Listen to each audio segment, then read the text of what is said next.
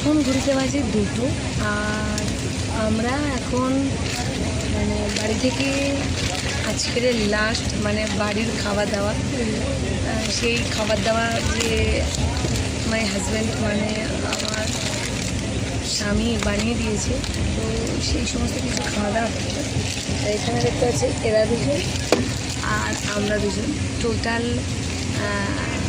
4 জনে কী খাওয়া দাওয়া হচ্ছে সেটুকুনি শেয়ার করবো। আগে মানে প্রথমে একটা কথা বলি যে বাড়ির খাওয়ার টেস্টটাই আলাদা। প্রচুর খাবার দাবার এনেছি। তো কালকেরে ছিল আমাদের স্বয়ং একাদশীর উপোস, আর তার সাথে আজকে আছে খাওয়া।